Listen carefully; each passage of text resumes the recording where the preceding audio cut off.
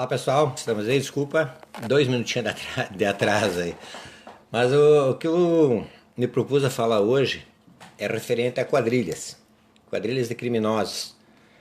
E aí quando se fala em quadrilha de criminosos, a gente não pode esquecer que existe muito criminoso no Brasil, né? Falando do José Carlos, o Rosseco é um criminoso que era assaltante de banco. Também tem o Juraci Oliveira, né? Que é o Jura, também. Ele estava envolvido, é um dos maiores traficantes de Porto Alegre, na parte do tráfico de drogas, entorpecente. Também tem o PCC, também tem que seria o PCC, que seria o primeiro comando, né, da capital. Também tem o Comando Vermelho. Enfim, mas esses aí são fichinha, porque cada um deles, eles têm um crime específico aí que eles cometem, né? Assim como o assalto a carro forte, assalto a bancos, o pessoal que faz o tráfico de entorpecentes, o Comando Vermelho, enfim, são crimes que são determinados por a quadrilha A, o B ou C. Mas infelizmente nós hoje estamos envolvidos na maior quadrilha que já esteve no Brasil envolvida, que seria a quadrilha dos partidos políticos brasileiros. Quadrilhas que nós, eleitores, elegemos esses bandidos para roubarem o dinheiro, para desviarem o dinheiro, para comprar outros criminosos, empresários, para desviar dinheiro também. Infelizmente, nós estamos numa situação muito terrível, muito terrível. Não adiantou nós votarmos no presidente Jair Messias Bolsonaro, porque a gente acreditava que ele poderia fazer o nosso Brasil ir para frente. Infelizmente, nós pecamos em deixar muitos ladrões políticos oficiais no Senado, na Câmara dos Deputados. Hoje o presidente da República ele não consegue governar. Quando ele iniciou o governo dele, todos vocês devem estar lembrados, ele reduziu o número de ministros. Os ministérios deles de 29 veio para 22. E agora, para vocês terem uma ideia, se não for votado até o dia 3 agora de junho, se não me falha a memória, se não for até o dia 3 votado, esse documento que ele enviou lá, como um decreto, para que seja oficializado, vai voltar tudo como era. Então essa gangue, essa quadrilha de políticos que está lá em Brasília, eles são bem capazes de deixar vencer para que voltem os demais ministérios que não estão mais atuando hoje. Por quê? Porque quando o Bolsonaro assumiu, ele tirou a força política de dentro dos ministérios. Ele colocou pessoas qualificadas, profissionais qualificados, como o próprio ministro da Justiça, Sérgio Moro, como o cara da Fazenda, né? Enfim, ele botou pessoas específicas em cada ministério, pessoas técnicas. E isso desagradou a quadrilha de políticos brasileiros. Então, para que o Bolsonaro possa fazer qualquer tipo de encaminhamento ou de votação a favor dele, como agora que ele está tentando batalhar na questão da Previdência, para ele conseguir fazer com que os deputados votem a favor da Previdência que ele está querendo, ele vai ter que começar a abrir espaço. Vai ter que favorecer essas quadrilhas dando presentinho para eles. É tipo assim, ó, é tipo um cachorro, que se você quer que ele sacode o rabo, você dá uma comidinha para ele. E esses políticos, sem vergonhas, né, estão aí e a gente não conseguiu tirar eles. Então não adiantou toda aquela guerra, aquela batalha, a nossa ação através das redes sociais para tentar eleger um presidente achando que ele ia fazer milagre. Infelizmente nós temos essas quadrilhas instaladas lá em Brasília. Por isso que eu falei na minha live anterior que eu ia falar justamente dessas quadrilhas que se instalaram em Brasília. E vocês estão acompanhando a todo momento, através da imprensa, através dos jornais, através da televisão que vocês assistem aí, que isso já vem há muito tempo. Aí vem o mensalão, vem o petrolão, aí vem as prisões desses vagabundos, os ex-presidentes, né? Um tá preso e aí fica naquele, um vai e solta, outro vai e prende, outro vai e solta, outro vai e prende. E quem é que são esses caras aí que estão soltando esses vagabundos aí? São os caras que foram colocados com a concessão desses caras aí lá em Brasília para fazer o julgamento desses criminosos. Então, infelizmente, pessoal, se a gente não for para a rua, se não se manifestar através das redes sociais, se nós não cobrar dos nossos deputados, dos nossos senadores, para que eles aprovem aqueles projetos que o Bolsonaro encaminhou para que ele realmente consiga fazer o nosso Brasil melhorar de vida, infelizmente não adiantou a gente ter votado para ele. Porque ele não vai conseguir fazer o governo, ele não vai conseguir fazer as propostas dele seguir em frente, e aí qualquer coisa que acontece, que nem nesse caso aí, de toda essa polêmica que está dando nas universidades, que supostamente disseram que ele fez cortes de verbas públicas, que não é corte de verbas públicas não, são cortes de algumas despesas, que inclusive o PT e o PMDB, que agora é MDB, que estavam no comando do nosso Brasil nesses últimos 16 anos, também utilizaram da mesma forma e utilizaram das mesmas regras, inclusive de mesmos valores, né, quando eles fizeram os cortes. E aí ninguém se manifestou. E por trás de toda essa sem-vergonhice da política, também tem, sabe quem? Alguns sindicatos que estão envolvidos por trás de tudo isso, que antes levavam a verba, né, bem fácil do governo, e que agora não levam mais. Inclusive, se vocês devem estar lembrados, eu vou estar mostrando para vocês aqui depois, já no governo do presidente anterior, lá em 2017, 2018, foi aprovado que as contribuições sindicais, elas não são mais obrigatórias. Então, nós podemos fazer esses sindicatos se fecharem. Nós, funcionários, podemos terminar também com alguns criminosos que estão enfiados nesses sindicatos, que são sustentados pelo nosso dinheiro. Um dia de trabalho de cada trabalhador. E nós podemos nos manifestar e não querer mais que sejam descontados. Nós podemos fazer a nossa parte não contribuindo com esses sindicatos, não permitindo que eles criem essas quadrilhas também que estão envolvidas no Brasil. E aí o que a gente está vendo nas redes sociais?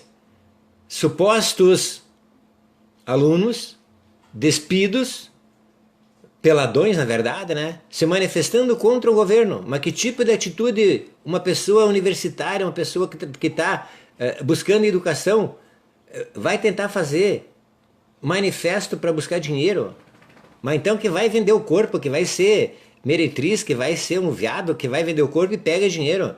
Mas não faça isso, isso aí desmoraliza as pessoas que querem estudar, as pessoas que têm condições de estar numa faculdade, as pessoas que querem que o Brasil vai para frente. Infelizmente, dentro das universidades, criaram-se quadrilhas fabricadas pelos partidos que estavam no governo.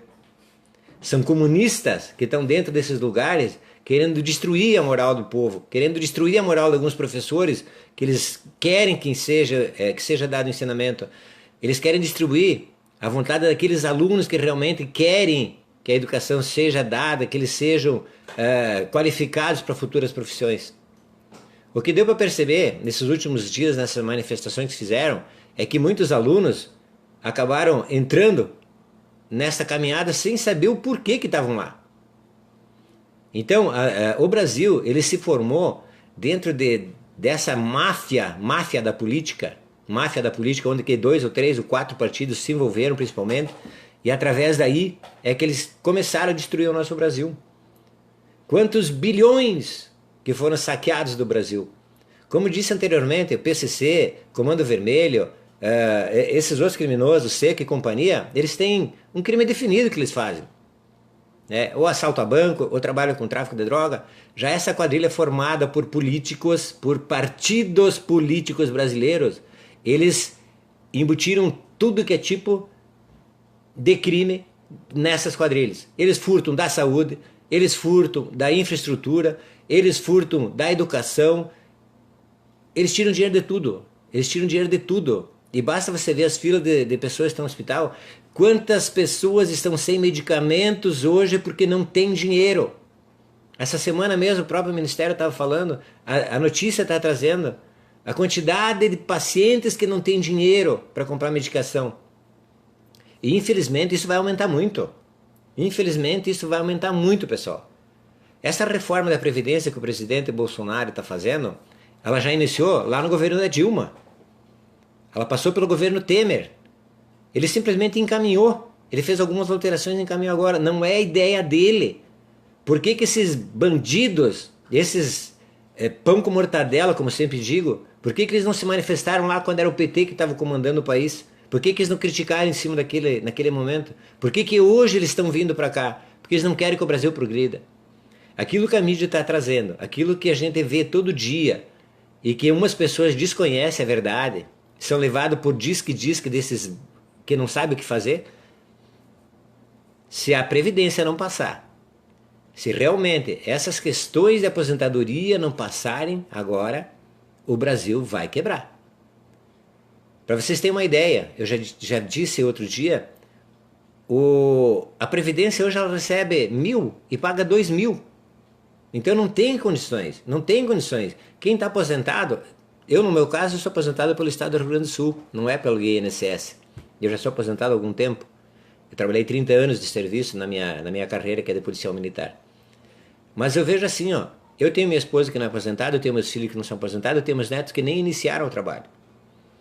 E eu não vejo perspectiva nenhuma de que eles possam estar se aposentando daqui a alguns anos, se não for feita essa reforma da Previdência. E se ela não passar? E se ela não passar? Infelizmente, pessoal, tem muita gente pensando no momento, no agora, no mediatismo. E não é por aí. Se for pensar no mediatismo, quem sabe teu pai e tua mãe, daqui 4, 5 anos já não tem o salário deles para receber como aposentado. Essa reforma da Previdência, se vocês forem ver todo o conteúdo dela, vocês vão perceber que quem ganha mais é que vai pagar mais e que o limite de aposentadoria ele vai ser para todo mundo de 5.800 e não o que acontece hoje, que tem gente que ganha 200 mil por mês. Tem político que ganha 40 mil por mês, 30 mil por mês, 50 mil por mês. Não tem o que sustente, pessoal. Não tem o que sustente. Vamos começar a pensar diferente. Você que tem o teu candidato, você que votou no deputado, não sei o quê, cobre dele. Cobre dele porque ele não fica em cima do muro, que não fica esperando sua próxima eleição para você votar nele de novo ou para dizer que não, eu não contribuí, eu fiquei fora. Você toma uma decisão também. Não fica em cima do muro. Porque se você ficar em cima do muro hoje, amanhã você pode ter caído para o lado errado. Mas se você se manifestar a favor, se você cobrar do teu político, se você disser para ele, ó, eu preciso que você vote a favor, porque eu dependo dos meus filhos estar se aposentando, eu dependo de me aposentar, tudo bem, eu vou pagar 1 ano, 2 anos a mais, ótimo, mas eu quero me aposentar e ter o direito de receber meu salário. Não adianta você não querer fazer isso. Não, vamos me aposentar com 60 anos, beleza, vamos me aposentar com 60 anos, daqui a 5 anos tu não tem o que receber. E adiantou o quê? Você brigar para 2 anos a menos de trabalho para poder se aposentar e tu não consegue receber a tua aposentadoria. A tua família, teu pai, tua mãe não conseguem se aposentar. Os teus netos, os teus filhos daqui a alguns anos não vão poder se aposentar porque não tem dinheiro para a Previdência. E isso tudo é formado por essas quadrilhas de políticos que existem no Brasil, que nós elegemos esses caras. Nós elegemos. Isso começa desde os municípios. Quando no município um vereador ele não se manifesta a favor disso ou daquilo, cuidado. Cuidado que ele deve estar ganhando alguma coisa por trás, porque ele não sai de cima do muro. Quando um prefeito se manifesta contra isso ou contra aquilo e fica em cima do muro, cuidado. Porque se o prefeito não se manifesta, ele também está ganhando por trás disso. O político funciona assim. Ou você é de um lado ou você é de outro. Não existe você ficar em cima do muro. Quando você fica em cima do muro é sinal que você está esperando oportunidades para você ganhar o teu. Então vocês não me venham com essa história. Eu conheço muito bem a política, eu convivi na parte política por um bom tempo, e eu sei como é que funcionam essas coisas. E eu continuo afirmando que, infelizmente, nós votamos num presidente com a esperança de que ele pudesse fazer um Brasil melhor. Mas, por outro lado, nós devemos de ter tirado todos aqueles outros podres que estavam lá dentro. E, infelizmente, muitos deles permanecem lá. E permanecem lá porque nós deixamos. Porque nós deixamos de votar em novas oportunidades, em pessoas com vontade de trabalhar. E essa quadrilha ela não vai sair de lá enquanto a gente não tirar. Infelizmente, agora vai esperar mais alguns anos. Mas o que precisa, pessoal, é fazer com que as coisas andem. Eu vou trazer para vocês aqui algumas situações. Inclusive, eu estava olhando a questão da Previdência, quando eu falei que no caso dos sindicatos, já em 2017, deixa eu ver uma coisa aqui, foi em 2017, deixa eu só procurar aqui. Tem algumas coisas, inclusive, que aconteceram que a própria lei, depois que ela foi mudada, que foi alterada, foi sancionado pelo então criminoso, hoje também, que está indo para a cadeia e voltando, indo e voltando, né? O Temer. Ele retirou a obrigação do trabalhador pagar os seus impostos. Então ninguém é obrigado a pagar o imposto, não, desculpa, o sindicato. Então ninguém é obrigado mais a pagar o sindicato. Você pode se manifestar e não querer pagar o teu sindicato. Você não precisa estar dando um dia do teu trabalho para sustentar esse pessoal que está enfiado junto com os políticos para sacanear o nosso Brasil. Uma grande maioria de sindicalistas são assim. Aí vem CUT, vem Companhia Limitada, que a gente já conhece todas essas histórias desses caras aí, né? Então, cuidado. Cuidado para quem você está destinando esse teu dia de trabalho. Você tem e pode fazer com que essa ferramenta ela seja usada e as pessoas não recebam mais do teu dinheiro do trabalho para o sindicato. Em 2017, então, ela já teve essas partes de julgamento, ela ocorreu em 2017, aí foi sancionada e pela maioria de votos, inclusive, foi 6-3, né? Que os votos aí, os votos do ministro, ao final do julgamento de 6 dos 11 ministros do Supremo Tribunal, eles votaram a favor da manutenção das novas regras de contribuição, ou seja, que não era mais para pagar. E se quisesse pagar, esse imposto ele não pode mais ser descontado da tua folha. O sindicato ele tem que mandar lá para tua casa o boleto para que você faça os pagamentos deles. Então não pode ser descontado da tua folha de pagamento. E naquela ocasião, o Luiz Schutz, o Alexandre de Moraes, Luiz Roberto Barros, Gilmar Mendes, inclusive, Marcelo Aurélio Melo e Carmen Lúcia. Eles votaram para terminar isso aí. E votaram a favor do sindicato, na época, Edson Fachin, a Rosa Weber e o Dias Toffoli. Então eles votaram a favor do sindicalista. E contra o povo. Contra o povo.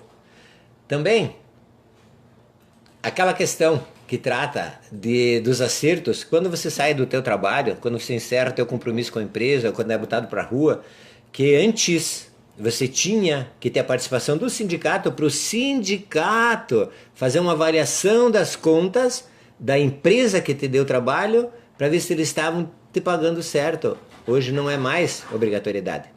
Então essa parte também, ela caiu a partir de 2018. Ela caiu. E aqui tem uma situação, eu vou colocar para vocês até, para que vocês tenham conhecimento. Isso aqui é uma matéria que ela saiu no G1, né? No G1, agora no dia 2/3/2019. Então eu vou estar trazendo para vocês aqui, para que vocês possam estar acompanhando também, o que diz essa matéria, né, que ela trata aqui, justamente referente a essa questão dos acertos a partir da dispensa do trabalho.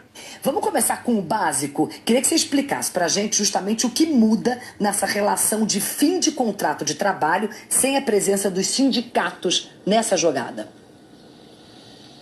Boa tarde a todos, Cris, boa tarde, feliz 2018 para você, com muita saúde para todo mundo, também estava com muita saudade.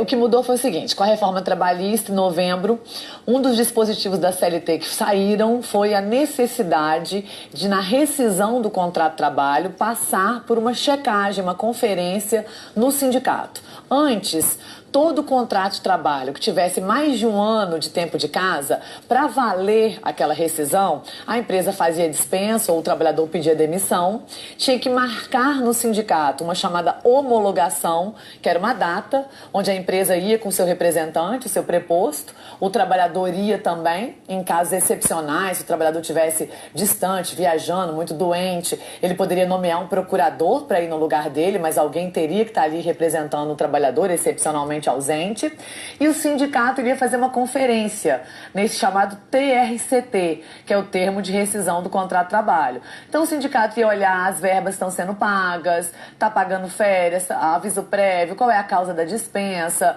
se o trabalhador tinha algum tipo de estabilidade, não podia ser mandado embora, gestante, membro da CIPA, dirigente sindical. Então o sindicato ele fazia uma conferência, vamos dizer assim, esse era o papel do sindicato, e homologava ou não homologava homologava em caso de alguma exigência, algum equívoco, marcava uma nova data para a empresa regularizar e fazer uma nova tentativa de homologação. Então, essa passagem pelo sindicato, para essa conferência, existiam algumas localidades em que não existia o sindicato, e aí era o Ministério do Trabalho e Emprego que fazia essa conferência no lugar do sindicato.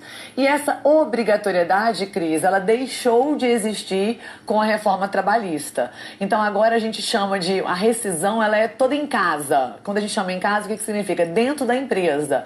Então a empresa, ela vai chamar o trabalhador, ou o trabalhador quando pede demissão, e todo o procedimento de rescisão vai acontecer dentro da própria empresa, em casa. Ela não tem mais a obrigatoriedade pela lei de comparecer a um sindicato, agendar uma data para fazer essa conferência da rescisão. Então esse é basicamente a mudança que teve com o fim da obrigatoriedade das homologações sindicais. E aí vem a questão, né, pessoal? Então, por que você vai pagar um sindicato se hoje ele não tem obrigatoriedade nenhuma, inclusive de fazer a rescisão de contrato junto à empresa, junto ao trabalhador? Por que tu vai estar pagando também o teu dia de trabalho para o sindicato? Se hoje já não faz parte mais da tua vida, a lei ela foi aprovada, já foi sancionada, inclusive, né? Essa desobrigação que tem. Mas então, como eu estava falando a questão do sindicato, também tem outra questão aqui que a gente tem que trazer, que é uma questão pior ainda do que essas questões do sindicato, são os gastos, né, que o próprio Supremo ele tem feito por benefício próprio. Enfim, você deve ter acompanhado também a questão dos gastos, né, que esse pessoal fez. Lagosta, vinho importado, vinho de safra não sei do que, vinho não sei o que. São milhões e milhões que são desperdiçados aí do nosso dinheiro, que são levados por esses caras. E aí nós estamos à mercê, né, dessa turma toda que está fazendo esses barbaridades aí em Brasília, né? E a gente aqui esperando que as coisas melhorem, querendo que o presidente consiga fazer um bom trabalho, mas infelizmente não é aí. Então são algumas situações que ocorrem. Aqui tem outra história bem importante, referente às questões do governo, daquilo que eu falei. Também eu vou estar trazendo para vocês aqui, para que vocês acompanhem, e vem os tipos de absurdo, né? E aquilo que tem acontecido. Vou trazer aqui do Leão. Essa aqui é o Leão. Atenção, Brasil! O texto que Bolsonaro publicou pela manhã. Aqui, pessoal, esse texto, essa fala dele aqui, é aquilo que eu havia dito primeiro, do que pode acontecer, né? Se não for passado agora, até o dia 3, essas questões aí que o nosso presidente passou. Bastaram 5 meses de um governo atípico, entre aspas, sem jeito, com o Congresso e de comunicação amadora, para nos mostrar que o Brasil nunca foi e talvez nunca será governado de acordo com o interesse dos eleitores, sejam eles de esquerda ou de direita. Desde a tal compra de votos para a reeleição, os conchavos para a privatização, o mensalão, o petrolão e o tal, entre aspas, presidencialismo de coalizão, fecha aspas, o Brasil é governado exclusivamente para atender aos interesses de corporações com acesso privilegiado ao orçamento público. Os nossos políticos brasileiros, né? Não só políticos, mas servidores sindicalistas, sindicalistas de toga e grupos empresariais bem posicionados nas teias do poder. Os verdadeiros donos do orçamento, as lagostas do Supremo Tribunal Federal e os espumantes com 4 prêmios internacionais são só a face gourmet do nosso absolutismo orçamentário. Todos nós sabemos disso, mas queríamos acreditar que era só um efeito de determinado governo corrupto ou cooptado. Na próxima eleição, tudo poderia mudar. Infelizmente não era isso, não era pontual. Bolsonaro provou que o Brasil, fora desses conchavos, é ingovernável. Descobrimos que não existe nenhum compromisso de campanha que pode ser cumprido sem que as corporações deem suas bênçãos, sempre a contragosto. Nem uma simples redução do número de ministério pode ser feita. Corremos o risco de uma MP, medida provisória, caducar e o Brasil ser obrigado a ter 29 ministérios e voltar para a estrutura do Temer. Isso é do interesse de quem? Qual é o propósito de o Congresso ter que aprovar a estrutura do Executivo, que é exclusivamente do interesse operacional do Executivo, além de ser promessa de campanha? Querem, na verdade, manter nichos de controle sobre o orçamento para indicar os ministros que vão permitir sangrar esses recursos para objetivos não republicanos. Historinha com mais de 500 anos por aqui. Que poder, de fato, tem o presidente do Brasil? Até o momento, como todas as suas ações foram ou serão questionadas no Congresso e na Justiça, apostaria que o presidente não serve para nada, exceto para organizar o governo no interesse das corporações. Fora isso, não governa. Se não negocia com o Congresso, é amador e não sabe fazer política. Se não negocia, sucumbiu à velha política. Se negocia, quer dizer. O que resta, se 100% dos caminhos estão errados na visão dos, abre aspas, analistas políticos e analfabetos listas políticos. A continuar tudo como está, as corporações vão comandar o governo Bolsonaro na marra e aprovar o mínimo para que o Brasil não quebre, apenas para continuarem mantendo seus privilégios. O moribundo Brasil será mantido vivo por aparelhos para que os privilegiados continuem mamando. É fato inegável. Está assim há 519 anos, morto, mas procriando. Foi assim, provavelmente continuará assim. Antes de Bolsonaro, vivíamos em um cativeiro, sequestrados pelas corporações, mas tínhamos a falsa impressão de que nossos representantes eleitos tinham efetivo poder de apresentar suas agendas. Era falso. Fernando Henrique Cardoso foi reeleito prometendo segurar o dólar e soltou-o 2 meses depois. Lula foi eleito criticando a política de FHC e nomeou um presidente do Banco Boston. Fez reforma da Previdência e aumentou os juros. Dilma foi eleita criticando o neoliberalismo e indicou Joaquim Levy. Tudo para manter o cadáver procriando por múltiplos de 4 anos. Agora, como a agenda de Bolsonaro não é do interesse de praticamente nenhuma corporação, abre parênteses, pelo jeito nem dos militares, fecha parênteses, o sequestro fica mais evidente e o cárcere começa a se mostrar sufocante. Na hipótese mais provável, o governo será desidratado até morrer de inanição, com vitória para as corporações, que sempre venceram. Daremos adeus, Moro, Mansueto e Guedes.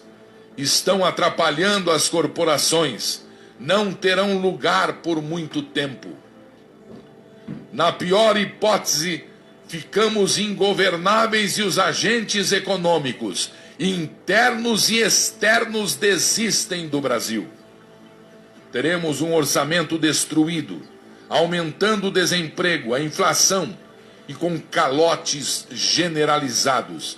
Perfeitamente plausível, claramente possível.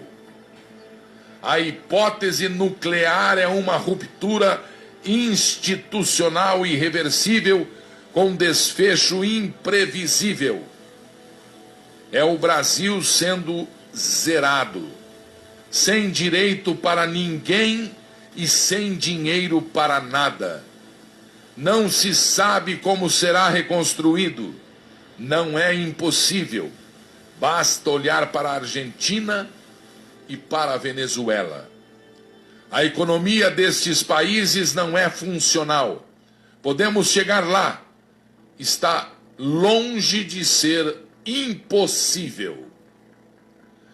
Agradeçamos a Bolsonaro, pois em menos de 5 meses provou de forma inequívoca que o Brasil só é governável se atender o interesse das corporações. Nunca será governável para atender ao interesse dos eleitores, quaisquer eleitores. Tenho certeza que esquerdistas não votaram em Dilma para Joaquim Levy ser indicado ministro. Foi o que aconteceu, pois precisavam manter o cadáver Brasil procriando. Sem controle do orçamento, as corporações morrem. O Brasil está disfuncional, como nunca antes.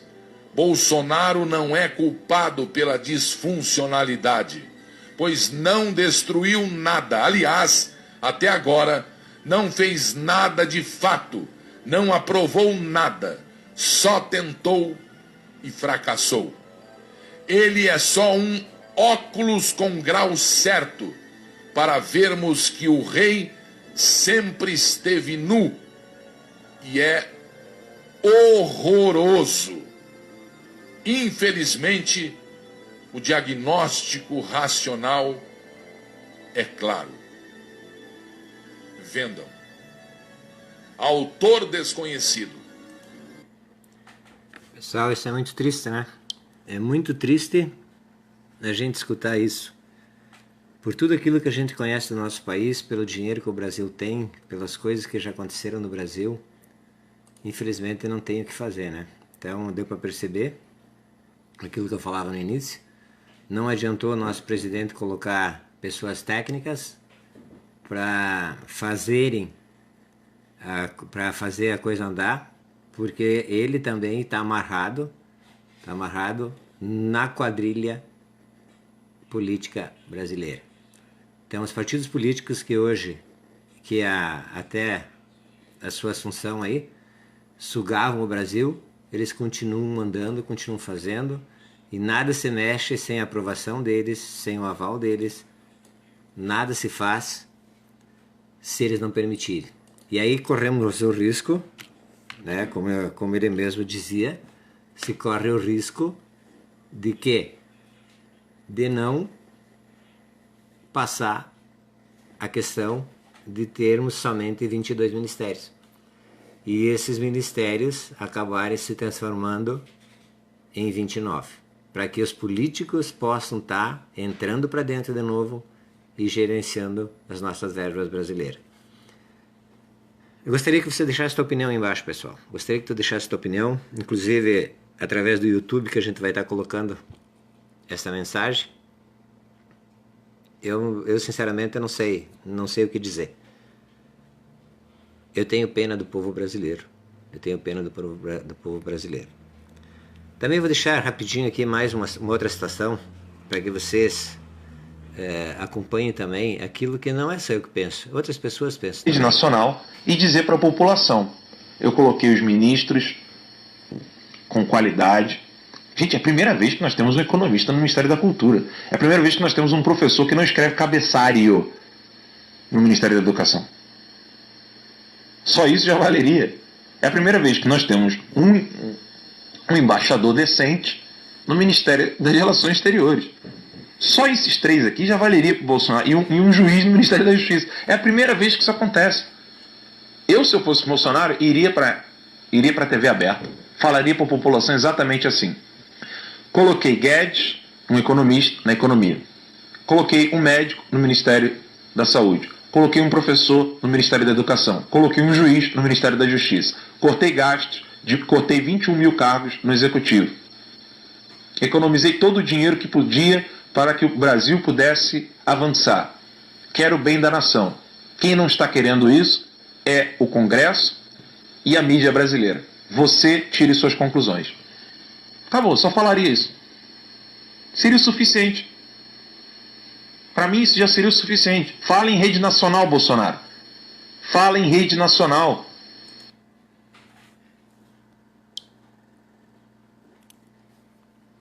Isso aí, pessoal.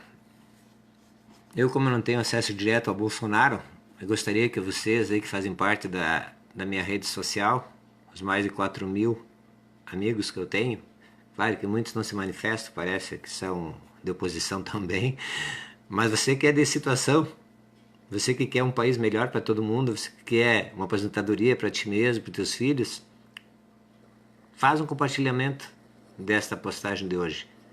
Ajuda a divulgar também. Valeu, pessoal. Eu realmente não sei o que dizer. Tenham todos uma boa semana de trabalho.